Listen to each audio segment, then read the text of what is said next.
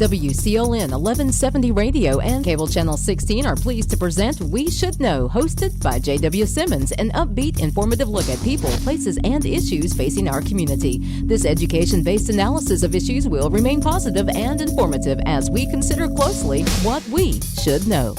Ladies and gentlemen, welcome back. We Should Know is on there. I want to thank you for being with us this week, each and every week on Tuesdays at 2:30, simulcast on WCLN Radio, Star Communications, and Star TV, Channel 16. Today we're talking about domestic violence. Our guest today is Sunny Wilkins with UCARE. Sunny, thank you for being with us today. Thank you for inviting me. And of course, many folks know this name, Sergeant Wayne Deinhart with the Sampson County Sheriff's Department. Wayne, you've been at this for some time, and a lot of folks know you from training. You're a training officer and do a lot of training in the area, and we appreciate you taking time to be here. Thanks, sir. The subject today is something that folks may be aware of. We've heard a bit about it. Sunny, you've had, I understand, about 13 years experience with UCARE working with victims. And for folks that might not know what UCARE is not only tangible, but it's been, I guess, described as a sanctuary. Tell us a little bit about UCARE. Okay, well, UCARE is a nonprofit organization. It's 501c3, and it's a safe house. We have an emergency shelter for domestic violence victims, domestic violence and sexual assault victims. And that's critically important in the environment we're in, because when we're talking about domestic violence, and one article on domestic violence indicated there's 10 million adults experiencing domestic violence annually in the United States. That's 10 million. And that's a multiplier. So there's probably even more than that we're not aware of. That's huge, because folks need to know about UCARE because it gives them a place and an alternative. Because typically, Sergeant Deinhart, they're just not going to walk over to the Sheriff's Department and say, I need to turn myself in so you can put me in jail or something. They're looking somewhere that people understand them and understand that environment. Is that correct, Sunny? Yes, it is. And a lot of the victims that we do deal with, either they're not familiar with us or they don't have the accessibility to get to us. So we have to just share those resources that we are there and that we work very closely with law enforcement. And if they need that help, if they just reach out to us, that we can get them there to get the services. How has your role changed over the past 19, 20 months with a pandemic and escalation of what appears to be the numbers seem to be going up with domestic violence?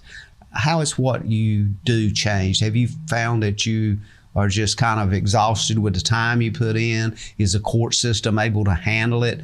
Is there things being missed that we should know about? The court system is really handling it very well. I know our protection orders has gone up. Our domestic violence calls has gone up.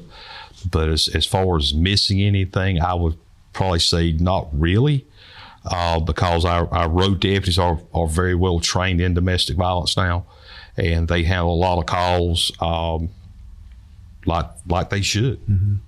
But the biggest change that I can see with the pandemic is that our call volume for domestics has gone up. The assaults has gone up, and our protection orders has really gone up. How important is it, and this is for either one of you, how important is it for us to have a month or a day that we say is domestic violence awareness? Is that important, or should we look at it as every day is domestic violence awareness? And what do we do different other than we wear purple during October to recognize it? Well, technically we should notice it every day. But I think a lot of people actually pay a lot of attention to awareness months. And then this is just another focused month that we can focus on it. But it is up to everybody every day to focus more on how they can help with domestic violence. Wayne, you mentioned that folks are now trained. I remember years ago that we went through something. They had 2 statutes that were put into place. I believe one of them was Chapter 50A and 50B that basically not only encouraged, but it said by statute that a officer that observes somebody that had been assaulted, they must do something. They couldn't just walk away from it. Is there other things that's occurred over the years to empower law enforcement to take action? Really, the enforcement part of it hasn't really changed that much. Of course, we are pro-arrest, which means that if we do witness or have probable cause to make the arrest, we will make an arrest on a domestic violence situation. The new thing that has really come out since the last time we spoke, there's a program out there called Caitlin's Courage. And what that is, it's a GPS monitoring system for the people who are arrested. If the courts see fit, they could put that tracking device on him, and it's monitored 24 hours a day, 7 days a week. And if he gets within a certain amount of a certain distance from the victim will start getting alerts. And the closer he gets, the more alerts they'll get. Then they'll be contacting us for us to go and intervene. I'll look at you, Sunny, when I ask this question, but also Wayne's comment on it. Identify and define a victim for us. A victim is simply one that has been either assaulted, threatened to be assaulted, or harassed to where it led to they were in fear for their life. That would be the victim. The victim is male, female, it doesn't matter what it is. So if they're in fear for their life, then that makes them a victim. And it's not just physical, it's emotional also. So, Wayne, not necessarily you don't have to wait to see scars or bruises. Is that what I'm hearing? That's correct. But if there's like emotional abuse, what we do is we'll get them in contact with UCARE for a protection order, because you get a protection order just from emotional abuse. It don't have to be a physical assault anymore. It can be something emotional. But we want people, to understand that, if you're in a verbal situation where you're getting belittled all the time or, talked down to, that yes, you can call. There is assistance through UCARE to help, where the advocates come help, do the paperwork, go to court, and I'll hopefully get a protection order where we can go out and serve and keep the abuser away from the victim. Sunny, do y'all deal with folks from multiple counties or just Sampson County? Multiple counties. And so you liable to get somebody walk through the door from anywhere? Duplin, Wake. We get referrals through other programs when they are full or they can't assist a client or the client is wanting to relocate. We get referrals through them. So it's any counties and actually any states. So if someone leaves from Wisconsin and say they contacted a domestic violence program there, and they said they were relocating here, whether there was family here, then they could possibly call us and refer them and say that they're on their way. I could probably, for today's world, for this time zone, if anybody watches TV, they've heard the name Laundrie and Petita. And they've heard what happened to a young lady. Most likely, if they've watched a newsreel, Wayne, they've seen a traffic stop in which apparently somebody called in what appeared to be a violent situation, and the officers responded. I don't know whether you've looked at that or not, but I have a number of times looked at it and thought, wonder, was there anything else they could have done in that situation? And for folks listening, this clearly is a situation that's ongoing, because apparently this young lady was strangled. The autopsy reported that she was strangled, and the guy that was is suspect is on the run somewhere. Is that something that's considered to be domestic violence? It's kind of hard to wrap your head around, because apparently they were cohabitating together, and it's just, I've had somebody during that say, well, that's domestic violence. I said, I don't know whether that was statutorily domestic violence. Clearly it was violence. Clearly there was some issues there, and the debate was about, well, should there something have been done when the officers interviewed him and saw that she had marks and she admitted, certain things. I'm trying to paint a picture here that it's not just one lane, there's multiple lanes with domestic violence. Well, the situation with that one, JW, is one, I don't know that state's laws. Right. Because you're dealing with different states, different laws, everything like that. I did watch, a little bit of the video, but without knowing everything. It's hard to call it. It's really hard to call. I know that, he is a suspect in something else, not a homicide. But with just watching that little bit of video there, it's just hard to call to say, yes, there was, or no, there was not. It's just hard to say. And plus, too, state laws come into play, too. So, Sunny, in a case like that, if somebody was feeling violated, they felt like they had been abused or were about to be abused, they show up at your door, do they get sanctuary? That's if they want it. As an advocate, we are there, the services are there, and it's up to them if they want it. Now, we can want it for them, but they have to be ready to accept the help. So they can call you even if they can't show up at your door and say, hey, here's where I'm at, and I feel like I need some help. I've got, whatever's going on in life, and you can discuss what you have to offer. Is that correct? We can discuss our services and how we can assist them, but they will have to eventually come in to do the assessment with an advocate. Now, is UCARE, and this will be a question I'm going to let roll over to the next segment because we're fixing to take a break. Is UCARE an entity that needs to remain clandestine as it relates to their location because of potential problems of somebody trying to find somebody, or is it important for folks to call first? Clearly, a lot of folks know where you're located, but or can they just show up at the door? And as we come back from break, I want to kind of dig into that a little bit to talk a bit about the safety and the security aspect from the law enforcement perspective, and also, Sunny, from the perspective of UCARE itself. So let's take a quick break. We'll come back for the second segment, and we'll get into UCARE location and how you get there. Ladies and gentlemen, we'll be back in a moment. Stay tuned. We're talking about domestic violence. It's Domestic Violence Awareness Month, October. We'll be back in one moment.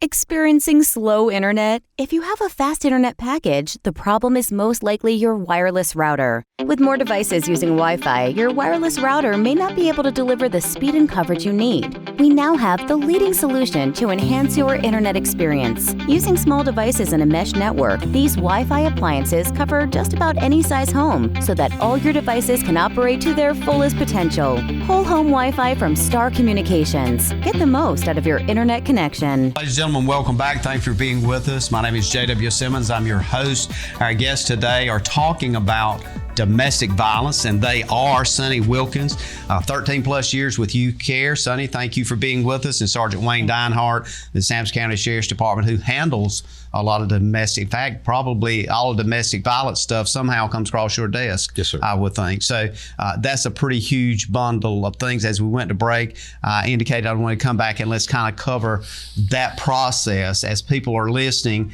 and they maybe know somebody. It may be them, but how did they get to where they can reach you? Can they physically get there? Can they call? Is there a what's the best approach? And Wayne, you were talking about that if it was a dangerous situation and they called the sheriff's office, that they could get you or some of your folks to make sure they assist them. So where do we want to start? We want to start with UCARE first, or you want to start with you first, Wayne? I'll go ahead. Okay. So that's okay. What happens, JW, is if it's a bad situation, they're ready to leave, safely, call 911. Clinton PD, Sheriff's Office, any local agency will go and assist the victim of getting out of the house. And a lot of times we get calls for that because they are afraid to leave. Does that get pretty violent at times? When you get there, is the environment such that you see either signs of violence or there's? Sometimes you do. Sometimes you really don't. I've been to houses before where you just saw no signs, but she was just ready to leave. It was just more like talked about earlier, emotional abuse, and she had a bait of it. Mm-hmm. But The most dangerous time for a victim is whenever they decide to leave the relationship. So that's why we put it out there that, hey, if you need us, we will go and we will assist you of leaving that, and we will actually escort them to UCARE. That physical removal is the most dangerous time. Right. When she decides she wants to physically leave that residence is the most dangerous time for a victim of domestic violence. So where do you come in then, Sunny? Where do you, and I like that, where do you care and you come in when it comes to that point of retrieving that person or being engaged in the process? Okay. So as far as the process, if they have to pick someone up or they need somebody, usually they'll call us. And then from there, they'll let us know what the situation is, that they're needing a safe place to stay, and then they'll just bring them. And then once they get there, an advocate will work with them, and we'll go through a safe plan of them leaving, especially if they are working or they have children in school. You still need that safe plan even though you're gone, because those are the times, those are areas that the abuser could possibly still locate you. So you go through that safe plan, you go through the domestic violence protective order, and then we prioritize the needs from there. You just mentioned a piece I hadn't really given that much research on, is that's children in schools. Wayne, is that something you find sometimes that people that want to disengage a relationship doesn't do that because of trying to ensure the safety of their children? A lot of times, the reason victims don't leave a relationship is because of children. They're afraid a threat might be made. Well, if you leave me, you'll never see your children again. Threatening, to prevent them, mom or dad, from seeing the children. But we try to explain to them that there's legal process to do all that with. That shouldn't stop them from leaving an abusive relationship because of the child that's in that situation. Which, with the protection orders, it does cover children too. Even with protection orders, if the judge comes in there and says, hey, I need you to serve this elementary school, I have to personally go out and serve the elementary school with a copy of the protection order and explain to the principal or assistant principal there, this is the deal. If this person shows up, you need to call 911 because they're basically being prevented from going to the school by one of our judges. It's just, some of this is just kind of amazing because it just seems every time we have a conversation about this, things continue to escalate and these bizarre twists continue to be engaged in it. So Sunny, the other part of this is UCARE, by UCARE being somewhat of a safe house, a place that somebody can go. It seems that the big issue is getting them to that safe house. Yes. What's it like? Give us just kind of a mental visual of what it's like to go to UCARE.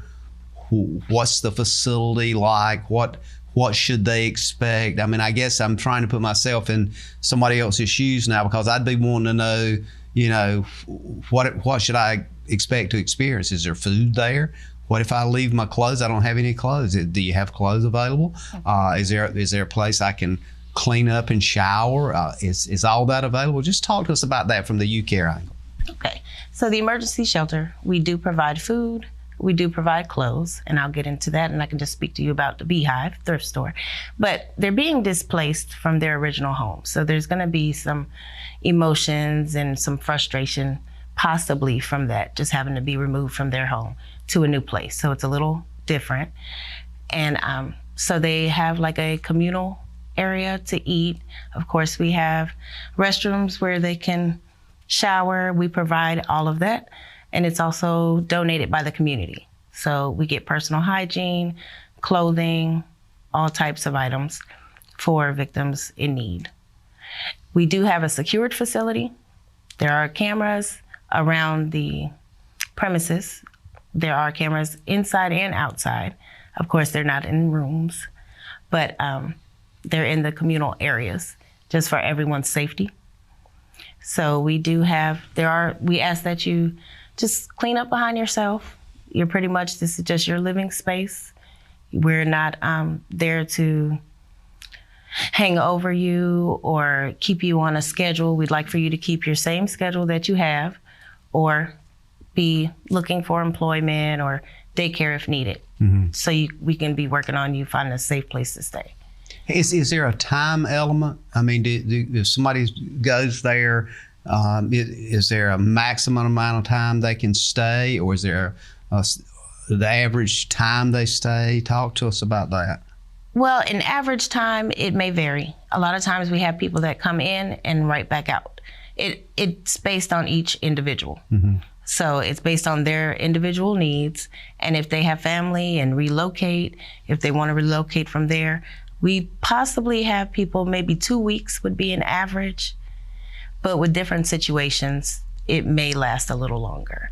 Just to be clear, can they go to seek your assistance without going through law enforcement to get there?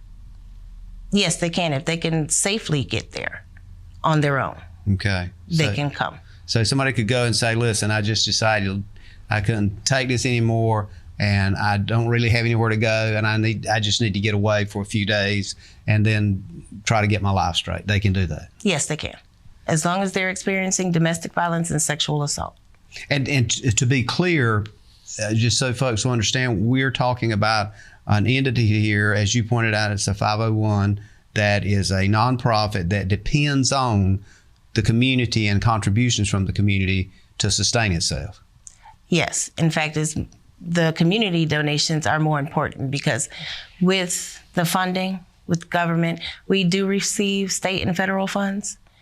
But we're not to rely on that because you know that the budgets change all of the time. Yeah. So the importance is really in the community donations. So if you're talking to churches or faith-based organizations right now, what would you want them to know?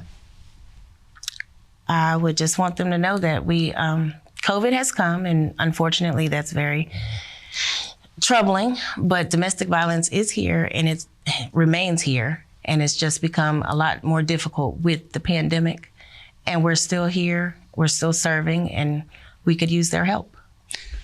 And the help can be in the form of just a cash donation? It can be a cash donation, it can be items, supplies, furniture. We have the Beehive thrift stores, which I told you about, that they can donate through there. All the proceeds there benefit UCARE.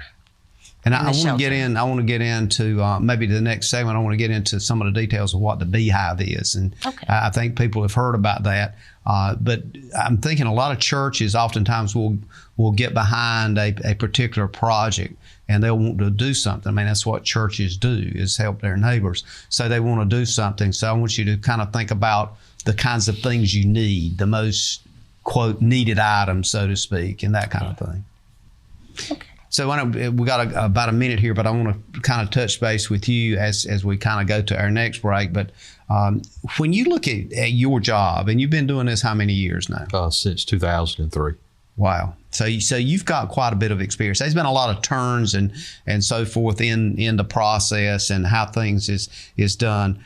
What's one of the most important things that's occurred over the years that's made it better for the victims and for you to serve the victims? Basically, the thing that I see most is, believe it or not, is UCARE. A lot of people hears about it, but they don't know how to get there. They've heard about the services they give, and now our officers, deputies, even Clinton PD officers, they know how to get people to UCARE and explain the benefits of UCARE to our victims of domestic violence. And a lot of our victims end up at UCARE. So, I think one of the things that strikes me is you're talking is that with all the other things going on today, with COVID, with a lot of the social unrest that's going on, and with school children being put on a day out so they can refresh their mental health, and all of these other things, it seems that this is particularly a time, if we're not careful, that domestic violence could be pushed to the back burner and maybe not addressed as much as it should be. So when we come back from this break, I want to try to really get into the specifics of what folks need to be reminded of and things that folks need to carry with them as we continue this show, because these segments kind of go fast, and I want to make sure we get into that. So we're going to take a break and we'll be right back. Ladies and gentlemen, stay tuned. We're talking about domestic violence. It's Domestic Violence Awareness Month. Things that maybe you knew, you forgot, things you need to know. We'll be back in one moment. At home or away, knowing who is at your door is priceless. Star Communications is here to help with its doorbell security camera by Skybell. Live viewing and two-way audio equips you with the ability to always see and greet anyone that shows up at your door. If this is the kind of confidence you are looking for, call Star Communications today at 1-800-706-6538 to learn more about this intelligent security that you can always depend on. Welcome back, ladies and gentlemen. We Should Know's on there. We're talking about domestic violence today. On a typical day, domestic violence hotlines nationwide receive over 19,000 calls. That's a lot of people seeking help, seeking information about domestic violence. Sunny Wilkins with UCARE and Sergeant Wayne Deinhart with Sampson County Sheriff's Department. You guys see it firsthand. The demand is there, the needs there. You can break those numbers down any way you want to, but that's a lot of folks that's just trying to figure out, how do I deal with this environment I'm in. When I think about UCARE, Sunny, if you will just kind of give us an idea of what UCARE can provide, what UCARE needs as it goes forward in this journey, because UCARE's been there a while. Y'all didn't just start 5 or 6 years ago. No. The name is familiar to a lot of folks. They might not know a lot of the infrastructure involved. So I want to just give you a few minutes to talk about that. Okay. Well, UCARE was actually established after a council was formed of concerned citizens, and this was back in 1993. And they prioritized the needs during that time of what the community was needing. And out of that meeting, they decided that domestic violence, that there was a safe space needed for domestic violence and sexual assault victims. So out of that, they had that task force, the county commissioners, they had selected constituents from the community, and then that is how UCARE was established out of that. So with our executive director, which was the first employee there in 1995, and others that we're here now almost 26, maybe 27, going on 27 years, just trying to provide a safe place for victims to go. Now, you've got an extension of UCARE, or part of UCARE, something called a beehive. Yes. You know, I think when I hear that you're going to sell honey or something, but that's different. Tell us what that's in. Well, the beehive is a thrift store, and we have 2 locations, one in Clinton and one in Newton Grove. And like I was saying, the proceeds, they benefit UCARE, the program, and a lot of that, our community donates it to us. And anytime that we have victims that have had to leave the home, if they didn't have any clothing, if they didn't have any belongings, then we give them a referral, and then they can go there and shop. And it's free of charge. All of our services are free of charge. They do not have to pay for any of the items there. So we also, with the victims that have lived in the emergency shelter, we get furniture donated, we get appliances donated. People call us and say we have bedroom suits, TVs, or anything. Those items go to our clients needed when they find safe and suitable housing. So now the both beehive locations have items that is already located there that Yes. can help folks. Yes. Okay, so people that are listening now, somebody may be out there and say, well, I was thinking about purging my closet. I've got a lot of stuff that I just need to move out, hadn't worn it in 20 years, and I need to get rid of it. Can they load that up and do they need to call you first, or they need to reach out to Beehive and say, I'm fixing to bring a pickup load of stuff, or can they just come on down there and unload it? They can just come on down there. It is open Monday through Saturday. The Clinton store is open Monday through Friday, 10 a.m. to 5 p.m. And then Saturday, 9 to 3. And that telephone number is actually 910-590-2167. Okay. If they do have a load that they feel like they want to let them know ahead of time, they're more than welcome to call them and let them know. And that includes furniture, clothes, appliances, items they're not sure about. They can still bring them. And yes, they can even bring food, perishable items over there. We've gotten diapers, adult garments for like the beds and stuff like that. And then the staff at the Beehive will bring over the items that they know that we need at the emergency shelter. If you had to say the top 2 or 3 items that you need right now, would there be 2 or 3 things that would immediately come to mind? Immediately come to mind would be undergarments, underclothes for children, women, even men, socks, underclothes like that. But with the Beehive thrift stores, we do get new and gently used. But with the undergarments, of course, we would like to. You don't want folks stuff got holes in it and all that. Of course, I don't know, some of the fashion trends now with the jeans I see is they do extremely expensive jeans and they got holes in them. I'm going, wow, we used to have that in the back patch a long time ago. It's kind of interesting, but this is critical stuff because I just got a feeling that there's people out there that would want to help and want to reach out. We're very blessed to live in an area of giving and caring people. So I want to make sure we get that out. And we're going to try to give a little boost to that at the end of this show as well. We'll get you to give a little boost to that. When we're thinking about a lot of these things, I want to make sure that everybody's doing everything they can to help you and your folks as you respond to these kinds of things. So kind of give us an idea of what things that you would need from people. If we talked a little about before break, this idea that somebody says, well, I know somebody that I'm sure because they've shared with me what they go through. Is that something that you would welcome somebody to call you and just give you a heads up? Tell us where the boundaries are here. Yes, if anyone knows anybody in a domestic violence situation, they can reach out to their local law enforcement agency or even to UCARE or whatever county they're in. Their shelter there for assistance on that, which, domestic violence calls are one of the most dangerous calls that law enforcement officers go on. So, if it is a third party call, we would like to know if both parties are still there. Are there weapons at the house? Are there weapons involved? And if they can, kind of shed light on what the argument's about, if anyone's been injured, and that way that we'll know what we need to do while we're going on the way there. If there's an injury, we go have EMS dispatch to respond with us.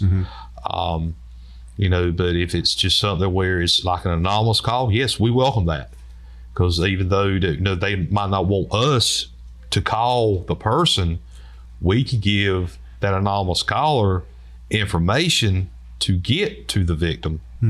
And basically, like I tell all the ones that call me, like a concerned parent, brother, sister, uncle, I've had cousins to call before, and I would tell them, look, hey, this is what can be offered through UCARE and the sheriff's office, and if she or he is in that real bad situation and they're ready to leave, but they're scared to, all they do is pick up the phone and call 911.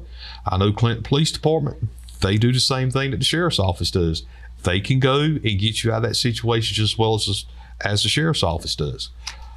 Is that different than something called a welfare check? You often hear where law enforcement does a welfare check at home to just see if everything's okay, or if a person's sick and they'll check on them. Is that in that caveat of a welfare check that you might go by and just say, hey, just checking in or something? It sure can be. Yes, sir.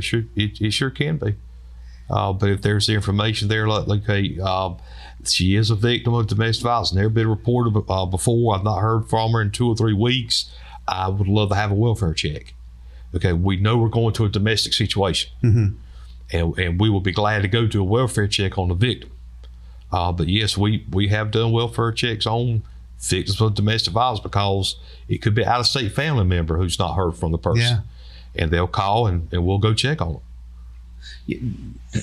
Sunny, you or Sergeant Deinhart mentioned as something I want to follow up on was the children thing. And it struck me, does public school teachers get a glimpse inside the home from children in the classroom that they may call you and say something's going on with this child or something? I'm thinking in terms of elementary children that may be well-dressed and well-groomed, and then all of a sudden this child comes in, behavior issues, not very well-dressed, and that kind of thing. Is that something that actually happens? It does happen. Some teachers do notice it, and with the schools here and the relationships that we have with the schools and guidance counselors, they will reach out to us when they see needs. The only thing is that we do work closely with the Department of Social Services and Child Protective Services, because everyone has their area that we can actually assist with. So with that collaboration, we try to get that assistance for the children. And that's important for folks to feel free to reach out to either one of you if that kind of thing's going on. If it's a school teacher or what have you, they can say, I don't know that there's anything happening, it's just something that crosses my mind. I mean, would you prefer they have some evidence of something, or can they just give you a lead and say, I don't know, but here's who it is, here's the kid's name, here's where they live? I'm trying to look for where your boundaries are here. Well, I know I'm not so sure boundaries, but how we assist with that is when the teachers may need items. Okay. Or like they're lacking something. We can assist in that way. If Child Protective Services or Department of Social Services involves us in the family plan and the inner plan for that, then that's how we go into that part. But we can't actually just start like the case. I'm not mistaken. Wayne, that kind of strikes me is when we come back from break, is that where is your engagement in a situation we're talking about where children are maybe messaging physically that something's going on in the home. And I've had this conversation with officers before about drugs and drug use, same thing, but in the sense of problems in the home. I know there's certain boundaries of where you can go and where you can't. When we come back from break, let's touch on that in our last segment and kind of see if we can fill in the blanks for that. I think that would be helpful for folks as we talk about domestic violence, because a lot of these things have crossover patterns. Ladies and gentlemen, we'll be back in a moment. We're coming up on our last break. We're going to try to get a lot of stuff in, so stay with us. And if you know a friend or somebody you want to call, tell them to take a look at this show. I think they'll appreciate it. We'll be back in a moment. Stay tuned.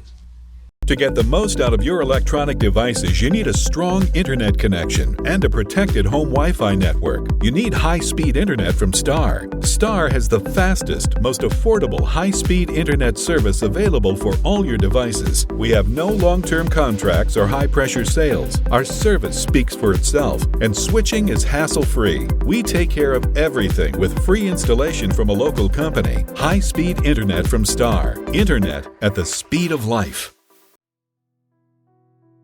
If you are or know someone experiencing domestic violence or would like to contribute to our program, please contact Sunny at our 24-hour crisis hotline, 910-596-0931. Love shouldn't hurt. Help us break the silence, break the cycle. Thank you for being with us today, ladies and gentlemen. Again, my name is J.W. Simmons. The name of the show is We Should Know.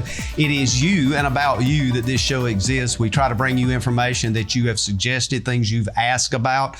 We get the folks that are, quote, the experts in the field, the people that are doing the job that you're wanting to know a little bit more about how it works. Maybe you have information that can help. Maybe you learn something you can help somebody else. This is the essence of the show, is information and education. Your ideas, your input is very important to us. Remember, the email address is weshouldknow@gmail.com. weshouldknow@gmail.com. please send us those emails and comments about the show. Also, many of you have asked about, well, how about if I just want to just drop you a note in the mail or something? Certainly you can do that. Send it to We Should Know, Post Office Box 1482, Clinton, North Carolina. That's We Should Know, Post Office Box 1482, Clinton, North Carolina 28328. And as always, we appreciate your input and continued content about the show. It's aired weekly, 2:30, simulcast on WCLN Radio, Star Communications TV Channel 16. Also, there's a replay at 7 p.m. Tuesday and Thursday each and every week. And it's also uploaded to social media platforms. So you may see the show on Facebook, YouTube, and those kinds of things. And there's a number of shows out there. We're into our 11th year, and your input has been critical all those years. Today, we're talking about domestic violence. And with us is Sergeant Wayne Deinhart and Sunny Wilkins with UCARE. Sunny, 13 years is a long time to be working this whole thing of domestic violence. I'm sure you've learned a lot in it. Wayne, I know that your career has had multiple paths in it, but you've kind of zeroed in on, how should I say, this is the ultimate in human relations, isn't it? Where you put two people in a space and they can't get along, and one of them starts beating on the other or starts verbally abusing the other, and somehow you find yourself in the middle of it. That's correct.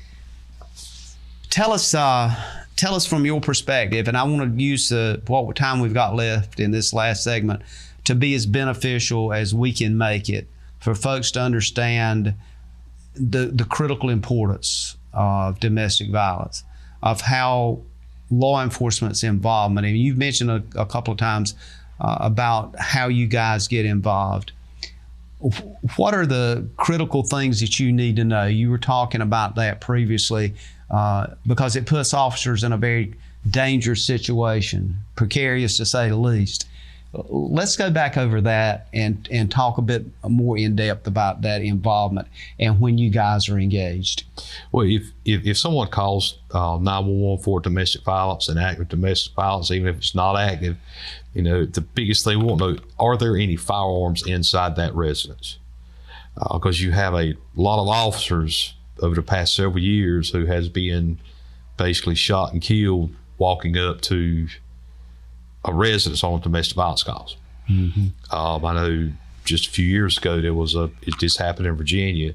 A young lady, first day on the job, domestic violence call.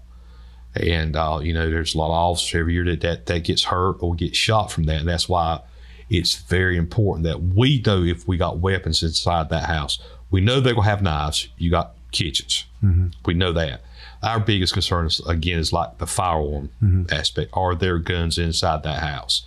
And again, are both parties still there? Has one party left? If the abuser's left, we would like to know what type of vehicle, if he's on foot. That way, when we're responding, we might meet him. That way we can stop him and, have him there, try to figure out what's going on, go back to the residence with the victim and try to sort everything out. Again, injuries. Are there children in the house? We would love to know if there's children in the house. If any of the children's being accidentally hurt from a domestic violence assault, any type of information they can give out there to us, the more the better.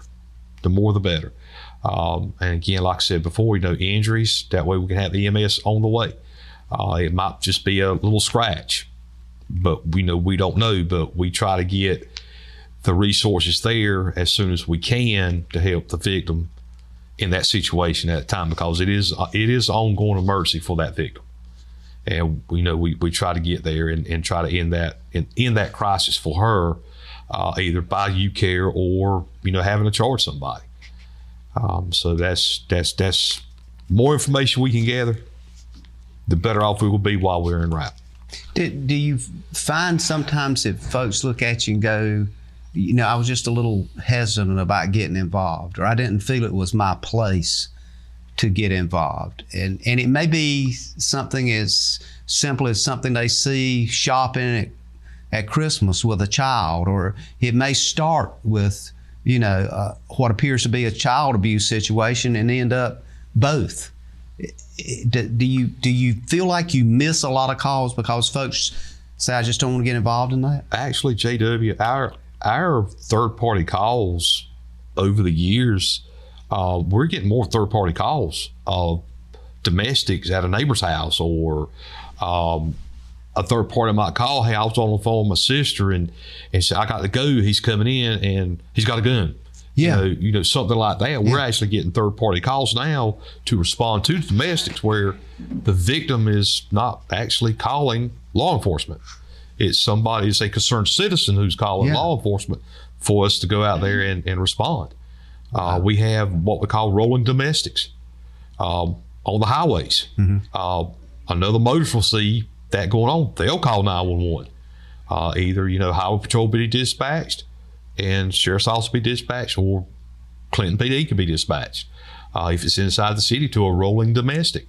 So actually, I think the word's gotten out better that it's not a private issue anymore. That it's more of a community problem than a private problem. And that word, I really believe, has gotten out because, like I say, our third-party calls has really, concerned citizens want to help out people. So what I hear you saying is when those things happen, then you get somebody there pretty quick. I mean, somebody rolls up pretty quick if there's a situation. They call you and say, I really think there's something going on here. Something, somebody needs to get out here. Right. And it could be a sheriff's deputy. It could be a police officer. If there's nobody available, a trooper might pull up in the yard or something. That's correct. I mean, because this is very serious, very critical. Excuse me. It is very serious. And when it come out to domestic violence calls, that is a call that is a priority call for, I know for us, also for Clinton Police Department. It is a priority call. I know at our visual the other day, we had Lieutenant Matthews with the police department there, and we basically work hand in hand with the police department. I mean, they basically do the same thing that we do. They offer the same services that we offer. So it's not that the information not there to be given out. It is, and the officers who respond, we give that information out. And I know a couple of years ago, a law come out that we have to give victim information on a call. So even if it's just a UCARE pamphlet, because that's our local shelter, we give that out. We give a card out. Okay, here's your help if you don't want to leave. And let's say it just is a verbal argument where really no crime's being committed. That, okay, ma'am, okay, come outside with it. I need to talk to you a second. Look, you can call these people right here and they'll be glad to help you out and help you try to get out of the situation. And ma'am, if you want to leave now, we can stay right here while you gather a few things and we'll follow you out of here. So, all the information is given to the victims whenever we're on the scene. And that's where you come in then, Sunny, with UCARE, is that you have that facility, that safe space that person can go to.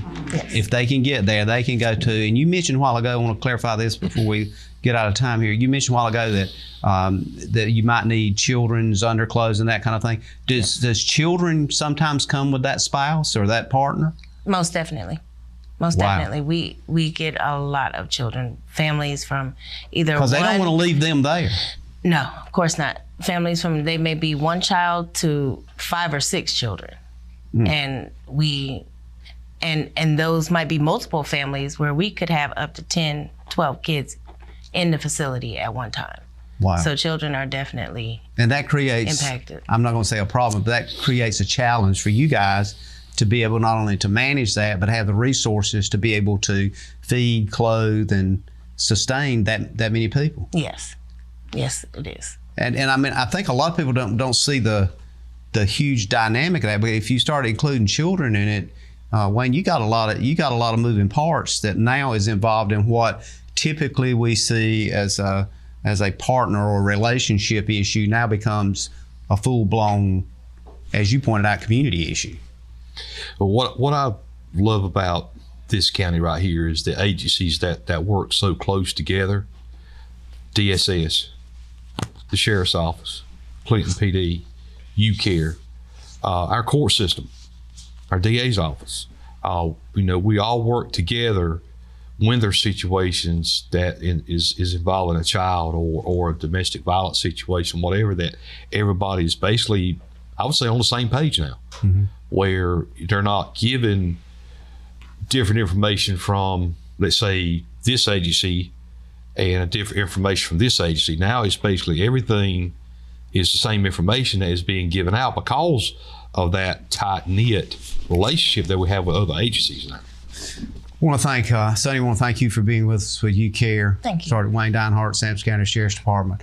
We're coming up on close. There's a lot of stuff we can continue to talk about. Welcome you back anytime. Ladies and gentlemen, thank you for being with us. We look forward to seeing you again next week. Yes, on another subject, on things we should know more about. And as always, may God bless. Thank you for tuning in to this week's episode of We Should Know with host J.W. Simmons. If you have a question, comment, or suggestion regarding this or any episode, please send your emails to weshouldknowedu@gmail.com. And remember to tune in every Tuesday at 2:30 for another informative episode of We Should Know.